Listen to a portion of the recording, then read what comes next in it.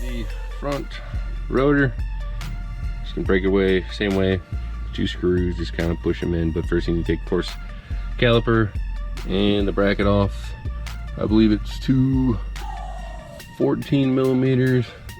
I'll go ahead and take those off, take the rotor off, caliper and bracket are off. Bracket was 2 17 millimeter, and the caliper itself to the bracket was 14 millimeter. And I got it just sitting over here real quick, but the bracket does wedge down between hub and the rotor and bolts in from the back. And so there's the bracket. Nothing too fancy, there's tons of brake replacement videos, but yeah, so this one's significantly larger than the rear, but still not very big. So there's that. And I'm gonna go ahead and push the bolts here and pop the rotor off. Rotor is off, pretty simple, just pop right out just like the rear one. You can see that the dust shield here is just 2 bolts, and you can remove it. I'll probably do that just to give me some more space to work in. And you can see bracket. Make sure you keep the shims, you may need them. So go ahead and remove the dust shield. All right, dust shield is off. It was 3 12 millimeter bolts here, here, and here. The big thing they tell you with the rotors is you want to wipe them down with some brake cleaner. I got my calipers and brackets all ready to go as well. I'm gonna go ahead and get this situated and jump back here in a sec. Caliper, paint turned out decent. Missed some spots, but you know, whatever. Looks better than rust. The kit for the StopTech still on is 950 47006 for the front, and just like the back banjo bolt, you want to make sure that you have a copper washer above and below the fitting. But what I'm going to do is I'm going to get this attached to the caliper. It's a 14 pounds of torque on the banjo bolt into the caliper, and then I'm going to go ahead and, just like in the back, use that 10 millimeter fitting wrench and remove the old line and get the stainless line on as quick as possible. But I'm going to have the stainless lines attached to the caliper first, and the caliper just kind of sitting in place. And I'm doing this just so I minimize how much is going to leak on this caliper, because the paint is not cured yet until I actually do braking. So I'm going to attach this, and it just comes on like that. You want to make sure it goes through the little bracket. I have the stainless line on. The clip is different. This is the stock clip. It seats like this. It actually comes out this way, and the StopTech clip is like this, which is the same as the rear, and I actually attached it this way, and it seemed like it holds great. This is 17 millimeter nut that you want on here when you're tightening the 10 millimeter flange, brake flange bolt here. I don't know about torque specs, how to torque that, but I just did pretty tight, but not ridiculously tight. This was a hard one to get off. I would recommend keeping the clip in, the stock clip in, loosening, just breaking this free with the flange wrench, and then once it's broken free, tighten it back a little bit, just a little bit, then pull the clip out, then completely remove the brake line, and then reattach it. So I have it attached to my caliper sitting right here. I'm sitting on this bucket here, and I'm gonna go ahead and throw on the caliper bracket, or the caliper bracket, and then my rotor and my caliper bracket, and then you have to compress the caliper just a little bit, and then we'll get it on there. All right, I have the driver's side rotors and pads and everything bolted back up. The paint job is decent. It's a little bit better in the front. I didn't use the high temp primer, and that's why it seems a little bit more durable. The front's a lot more trickier than the back. I'm gonna go over it in a little bit more detail on the other side, but I would recommend mounting up the bracket, the top bolt of the caliper, swinging it upward, and then you have to maneuver these brake pads. It's like a little box piece of clip that sticks out here. I believe this is supposed to be on the front bottom, but you have these little clips here. You want it outside of the caliper, pushing against this. It's almost like a spring. That's why it's kind of tricky to get it in there. You're gonna actually have to squeeze the pads in, and then slowly pull down the caliper to push those in. You're gonna want to push out the caliper cylinder piston itself with some pliers or something and open it up. Just make sure you use a towel or something so you don't mess up the finish of the caliper if you're worried about that. And make sure you grease all the contact points between the caliper and the pad. So what I did is I actually grease, instead of the whole back plate of the pad, I actually, when I had the caliper swung up, I applied grease on the back of the little arms here and also on both piston surfaces. Everything that's going to be touching the pad I greased, as well as anywhere where the pad's going to touch the metal clips bracket, and also where the clips clip into the bracket. I put grease on all those areas, hopefully to keep the noise down. But overall it turned out pretty decent. I'm on the passenger side now, kind of have the whole space. Got the caliper up here already pushed in the pistons, just using a pair of deep pliers. I got a napkin over here to catch any brake fluid. I actually have the brake line already connected to the caliper and kind of prepped up here, ready to go, so I can do it quickly and minimize how much fluid pours out. And the trick that I found on the other side is you want to use the flange, brake flange type wrench, one of these, so you don't strip it out, 10mm. Get on here, break it free, so it's freely moving, kind of in it, but not dripping. Then you want to remove the clip. If you try to remove, if you unhook this, then try to get the clip off, it becomes a pain, because you won't be able to. If you try to break this free, this will start moving around, and the clip comes off this way, kind of at an angle. It's a little bit tricky, kind of hard to do one-handed, but to give you the general idea.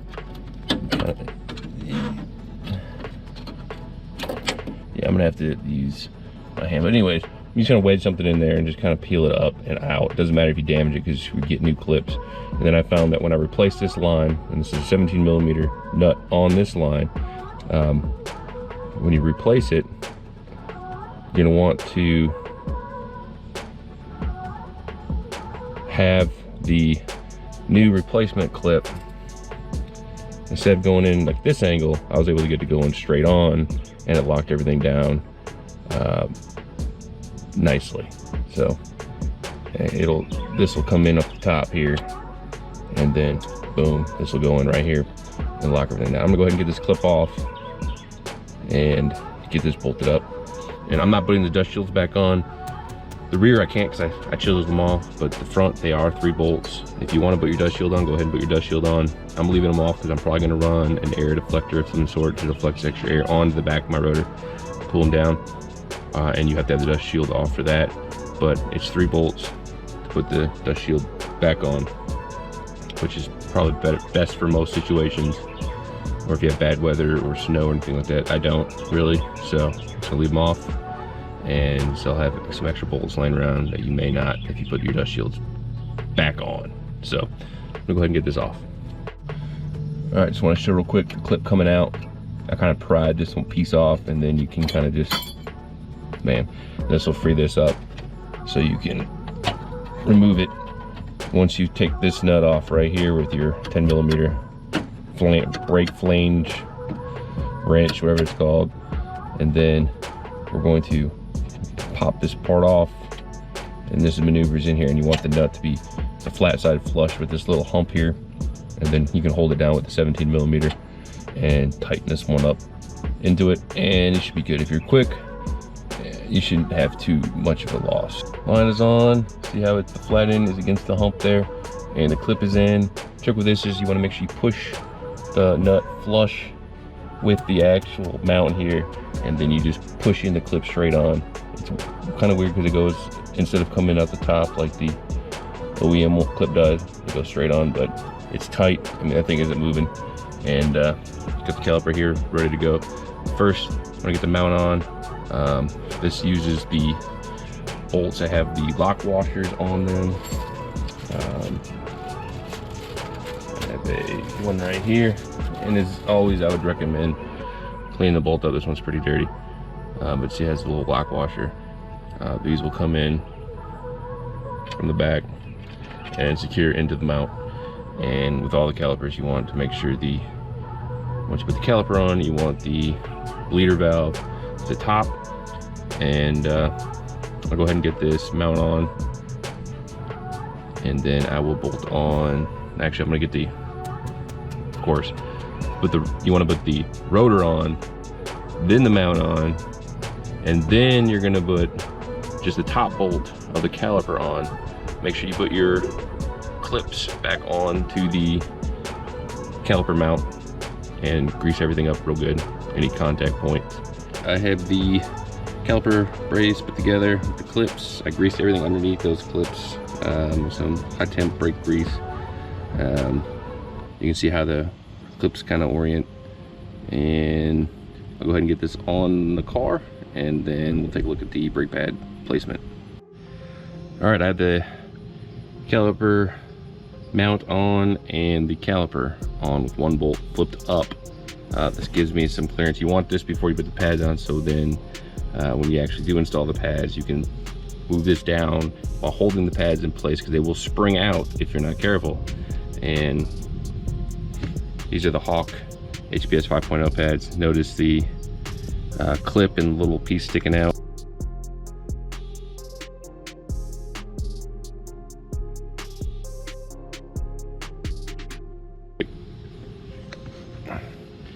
Is you want to grease all this up, everything that touches this, and also when you maneuver this on, you kind of, I found out if I kind of swing it in,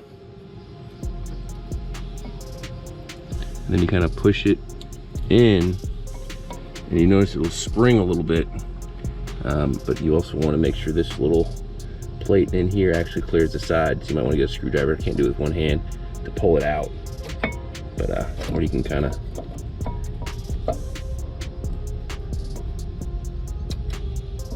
all right, I greased up the pistons, and then the inside of the arms here, which will actually be what's interfacing with the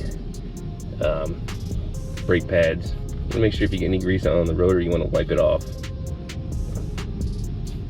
And you want the brake pad, this one right here. I greased up interface points already, including the bottom of this. I'm not sure if that's required or not, but this will maneuver in here, and you can kind of use the little arm piece to kind of help get it in there, but you want it to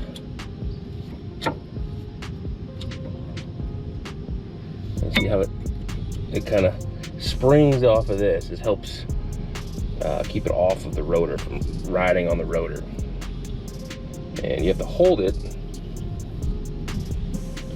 otherwise it will pop out and land on your driveway. And we get the second one here.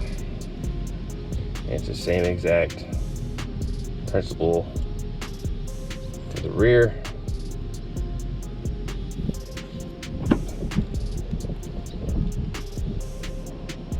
All right, I have the front and back pad on. I'm holding them in place by squeezing them here so they don't spring out.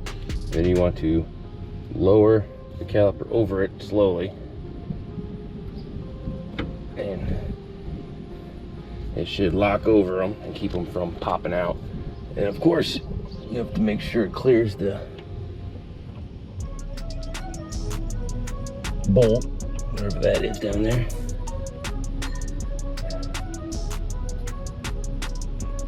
Might have to push in a little bit, and there we go. And then you're gonna want to reinstall the bottom caliper bolt, torque it to 20. The mount bolts themselves are 60. And if you haven't done this already, which you should have, the line bolt is 14 pounds. I'm gonna go ahead and torque all that down, and then make sure I wipe down the rotor again, just with some brake clean. Don't spray it on directly, because at least with the DBA, they say it could affect the paint, which I don't know, it's pretty stupid paint with brake cleaner when you're cleaning your brakes and brakes. All right, front brakes are done. Brake line is all buckled up. 12mm bolt here. It kind of spins a little bit if you tighten it, but it should be fine. You can make sure you maneuver the brake lines so they're not, you know, rubbing on anything, preferably. As you can see, no dust shield, so we'll see how dirty it gets.